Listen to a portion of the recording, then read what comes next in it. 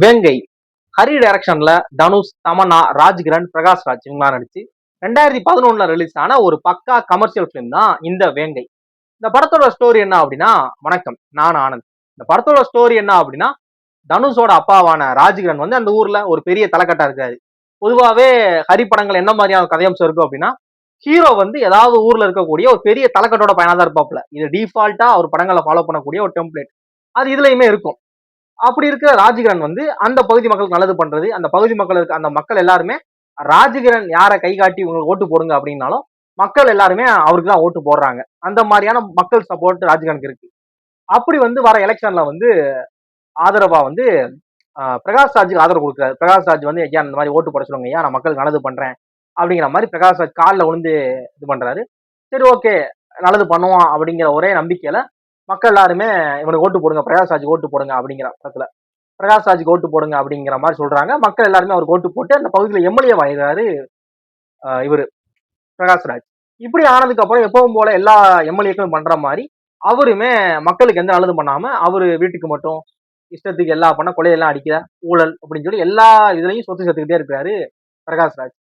இதை வந்து இதை வந்து தெரிஞ்ச ராஜ்கிரண் வந்து இந்த மாதிரி பண்ணக்கூடாது, தட்டி கேட்கிறாரு தப்ப. நான் தான் உன் எம்எல்ஏ வாக்கினேன், நான் சொல்லிதான் இத்தனை பேர் ஓட்டு போட்டாங்க, என்னால உனைய வந்து எலெக்ஷன்ல வந்து இது பண்ண வைக்க முடியும், உன்னை எம்எல்ஏ பதவியும் புடுங்க முடியும் என்னால அப்படி இப்படின்னு இதா திமிரா பேசுறாரு. இவருக்கு ஒரு ஈகோ கேட் மாதிரி ஆயிடுது. ஒரு நம்ம ஈகோவை டச் பண்ணிட்டாரு அப்படிங்கிற மாதிரி ஆகுது. நான் என்ன பண்றாரு அப்படின்னா, இந்த ஆள் இருந்தாருன்னா நமக்கு எப்ப பார்த்தாலும் ஒரு குடைச்சல் கொடுத்துக்கிட்டே இருப்பான், அதனால இவனை வந்து கொலை பண்ணிடலாம், போட்டுடலாம், இவன் இல்லைன்னா நமக்கு பிரச்சனையே கிடையாது அப்படிங்கிற மாதிரி இது பண்றாரு. தான் அப்பாவை வந்து காப்பாத்துறதுக்காக தனுஷ் வந்து காலத்துக்குள்ள வராரு. தனுஷ் வந்து பிரகாஷ் ராஜ் கிட்ட தன்னோட அப்பாவன் ராஜ்கிரனை காப்பாத்தலையா, ஆளுங்கட்சி எம்எல்ஏவா இருக்கக்கூடிய பிரகாஷ் ராஜ் வந்து ராஜ்கிரணை என்ன பண்ணாரு, ராஜ்கிரணை என்ன பண்ண முடிஞ்சு அப்படிங்கிற மாதிரியான ஒரு பக்கா ஆக்ஷன், ஒரு ரிவெஞ்ச் டிராமா தான் இந்த வேங்கை. யூஸ்வலா ஹரியோட படங்கள் என்ன மாதிரியான ஒரு ஸ்டோரி இருக்குமோ அது ஆல்ரெடி இதுலயுமே இருக்கு. எல்லா படங்கள் எடுத்துங்களேன், மேக்சிமம் பிலிம்ஸ்ல அதிகபட்ச படங்கள் என்ன இருக்கும் அப்படின்னா, ஹீரோ வந்து ஒரு பெரிய தலைக்கட்டோட பயனா இருக்கும். அவங்க குடும்பம் அந்த அந்த பகுதியிலேயே ஒரு பெரிய குடும்பம், செல்வாக்கு மிக்க குடும்பமா இருக்கும். வீட்டுல ஒரு 4-5 கார் வச்சிருப்பாங்க. வீடு வந்து இந்த கோட்டை மாதிரிதான் இருக்கும். சந்திரமுகி படத்தை வர கோட்டை மாதிரி தான் அவங்க வீடே இருக்கும். எல்லா பிசினஸ் பண்ணுவாங்க அண்ணன் தம்பி எல்லாம் சேர்ந்து. ஒரு பெரிய ஒரு கூட்டு குடும்பம் மாதிரி தான் காமிப்பாரு. இந்த காட்சி அமைப்பே ஒரு கூட்டு குடும்பமா தான் காமிப்பாரு. அந்த குடும்பத்துக்குள்ள ஏதாவது சின்னதா சண்டை வரும், சின்னதா ஒரு பிரச்சனை வரும், அப்புறம் எல்லாம் சால்வ் ஆகி எப்படி எல்லாம் ஒன்னாகிறாங்கிற மாதிரில தான் அந்த ஒரு மீட்டர்ல தான் படம் டிராவல் ஆகும். அதே மாதிரி இதுலயுமே பண்ணியிருப்பாரு. படத்துல வந்து அந்த ஸ்கிரீன் பிளே இருக்குல்ல, இந்த ஸ்கிரீன் பிளே விஷயம் வந்து ஹரிட்ட மட்டும் இன்னமும் அது அப்படியே இருக்கு. 2.5 மணி நேரம் படம்னாலும் சரி, 2:50 நிமிஷம் படம்னாலும் சரி, கொஞ்சம் கூட ஆடியன்ஸ்க்கு எந்த இடத்துலயுமே லேக் ஆகுற மாதிரி ஃபீலோ, ஒரு போர் அடிக்கிற மாதிரி கிடையவே கிடையாது. அந்த ஒரு இன்ட்ரெஸ்டிங் அடுத்து போய்கிட்டே இருக்கும். படம் அவ்வளவு வெறியா இருக்கும். அப்படியே மூவ் ஆகிக்கிட்டே அடுத்து அப்படிங்கிற அந்த ஒரு ரேசி ஸ்கிரீன் பிளே தான் படத்துல இருக்கும். 2.5 மணி நேரம் நமக்கு 2 நிமிஷம் மாதிரி இருக்கும். அப்படி போறதே தெரியாது டைமிங். அவ்வளவு என்ஜாய் பண்ற மாதிரியான படமா இருக்கும்ல, அது இதுலயுமே இருக்கும். அது மாதிரி படத்துல வந்து ஒவ்வொரு கேரக்டரையுமே அந்த மாசா அந்த கேரக்டருக்கு அந்த டிசைன் பண்றது இருக்குல்ல, அது வந்து ஹரியோட டச்சுன்னே சொல்லணும். ஹீரோவாகட்டும், தனுஷே ஆகட்டும், தனுஷோட அப்பாவான ராஜ்கிரணை சொல்லி பிரகாஷ் அப்படின்னு சொல்லி அந்த கேரக்டர் டிசைன் பண்றது எல்லாருமே பாத்தீங்க அப்படின்னா அந்த ஒரு ஒரு ரிச் லுக்கெல்லாம் காமிப்பாங்க. ஒரு பயங்கரமா அந்த ஊர்ல ஒரு பெரிய வெள்ளை வெடி சட்டை போட்டு ஒரு ஒரு ஒரு திமிர் பிடிச்ச ஆளா. ராஜ்கிரன்லாம் அந்த மாதிரி ஒரு மாஸ் கேரக்டரை கேரி பண்றது ஈஸியா பண்ணிடுவாப்புல. அவர் இருக்கிற அந்த உடம்புக்கு அதுக்கும் டைலாக் டெலிவரிக்கும் அது அப்படியே அந்த அந்த கேரக்டராகவே வாழ்வாரு. அது நம்ம சொல்லவே வேணாம், ஈஸியா அப்படி பண்ணியிருப்பாப்புல. இதுலயுமே அந்த மாதிரி மாஸ் சீன்ஸ் கேரி பண்றதாகட்டும், நிறைய சீன் வந்து நல்லா ஹை மூமெண்ட்ஸ் இருக்கும். நீங்க தியேட்டர்ல படம் பார்த்தீங்கன்னா நிறைய தியேட்டர் மூமெண்ட் படத்துல இருக்கும். இந்த இடத்துல படம் லைட்டு சூடு பிடிக்க போகுது அப்படிங்கிற மாதிரியான நிறைய சீன் படத்துல இருக்கும்.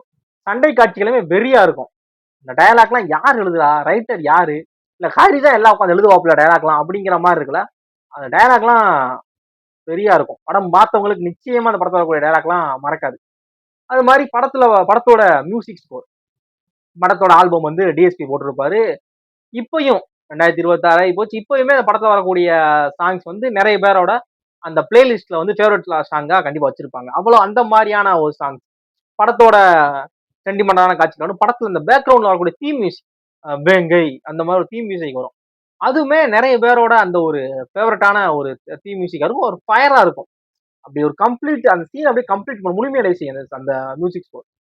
அது மாதிரி படத்துல காமெடி சீன்ஸ் ஆகட்டும், கஞ்சா கருப்பு, இன்னமும் இப்ப வரைக்கும் இப்ப 2026 இப்போ இப்ப லாஸ்டா வந்த படம் யானைன்னு ஒரு படம் 25 இல்ல 24 நினைக்கிறேன். அந்த படம் வரைக்குமே ஹரி படங்கள்ல மட்டும்தான் தனியா காமெடிக்குன்னு ஆர்டிஸ்ட போட்டு ஒரு காமெடியை டிராவல் பண்ணுவாங்க. அந்த அந்த யூசுவல் அந்த டெம்ப்ளேட் இருக்குல்ல, அந்த விஷயங்கள்லாம் நிறைய பேர் அந்த ஃபார்முலாவெல்லாம் விட்டுட்டாங்க. ஹரி படங்கள் வந்து இப்போ வரைக்குமே நிறைய படங்கள்ல அந்த தனியா ஒரு காமெடிக்குன்னு ஒரு ஆர்டிஸ்ட உள்ள போட்டு அவருக்கு தனியா சீனு, அது கதையோட ஒன்றின சீனா இருக்காது. தனியா ஒரு இடத்துல அவர் போற இடத்துல ஒரு பிரச்சனையா இருக்கும். பிரச்சனையாகிற இடத்துல அவரை கூட அடிப்பாங்க, இல்ல அவர் அடிச்சு போட்டு வந்துருவாரு. இந்த மாதிரியான ஃபன்னா எலமெண்ட் பண்ணுவாங்கல்ல, அது ஹரி படங்கள் இருக்கும். அதே மாதிரி கஞ்சா கருப்புமே படம் 2011 ரிலீஸ், கிட்டத்தட்ட 15 வருஷம் ஆகி போச்சு. ஒரு 15 வருஷம் ஆனா கூட இந்த படத்துல வரக்கூடிய காமெடி இப்பயுமே கனெக்ட் பண்ணிக்க முடியும். நிறைய இடங்களை சிரிப்பு வருது. அந்த ஒரு அட்ரஸ் மாதிரி ஒரு இடத்துல சைக்கிள் வச்சுட்டு போவாரு, அதெல்லாம் பயங்கரமான ஒரு இதா இருக்கும் இந்த காமெடி. இதெல்லாம் எப்படி ஒரு இது பண்றாரு அப்படிங்கிற மாதிரியான விஷயங்கள்லாம் சூப்பரா இருக்கும். அது மாதிரி படத்துல அந்த மாஸ் சீன் தான். ஹரி படங்கள்னாலே அந்த ஒரு படம் பார்த்து முடிச்சீங்க அப்படின்னா எவனடா இழுத்து போட்டு அடிக்கலாம் அப்படிங்கிற மாதிரியான ஒரு வெறிக்கு நம்மளை கொண்டு போவாங்க. கிளைமேக்ஸ்ல வரக்கூடிய அந்த ஒரு சண்டை காட்சிகள்லாம் சொல்லி பிச்சு இருக்கும். சண்டை படத்தோட ஸ்டன் கொரியோவுமே சூப்பரா பண்ணியிருப்பாரு. கிளைமேக்ஸ்ல வந்து ஒரு ஒன் டவுன் ஃபைட் மாதிரி இருக்கும், ஃபேஸ் ஆஃப் மாதிரி பிரகாஷ் ராஜுக்கும் தனுஷ்கும். அந்த விஷயங்கள் எல்லாமே ஒட்டுக்கட்டு மாத்தி மாத்தி அடிக்கிறது, வெட்டுறது அப்படின்னு சொல்லி இருக்கும். அதுல பேசக்கூடிய டைலாக் எல்லாமே அது பவர்ஃபுல்லான டைலாக்கா இருக்கும். இந்த படம் வந்து அமேசான் பிரைம்லையும் எம்எக்ஸ் பிளேயர்லையும் படம் வந்து ஃப்ரீயாவே அவைலபிளா இருக்கு. பார்க்க நினைச்சீங்க அப்படின்னா தாராளமா பாருங்க. நிச்சயமா டிசப்பாயின்மெண்ட் ஆக மாட்டீங்க, அது மட்டும் ஷியரா சொல்ல முடியும். ஒரு கம்ப்ளீட் ஃபிலிம் அப்படிங்கிறப்ப சின்ன பசங்களுக்கு வந்து அந்த படத்தோட கூடிய காமெடியை கனெக்ட் ஆகும். ஒரு ஒரு அடல்ட் ஒரு க்ரோவிங் ஏஜ்ல இருக்கவங்க அதான் எல்லா தரப்பு ஆடியன்ஸ்க்கும் பிடிக்கிற படமா அந்த படம் கண்டிப்பா இருக்கும். பாருங்க, பார்த்துட்டு உங்களோட ஒப்பீனியனை ஷேர் பண்ணுங்க. பார்த்தவங்க இந்த படம் நீங்க லைவ்ல தியேட்டர்ல பாக்குறப்ப இந்த படத்தோட படம் உங்களுக்கு பிடிச்சா பிடிக்கல அப்படின்னா உங்களோட அந்த ஒரு நாஸ்டாலஜிக்கான மூமெண்ட்ஸை ஷேர் பண்ணுங்க. தேங்க்ஸ் ஃபார் வாட்சிங்.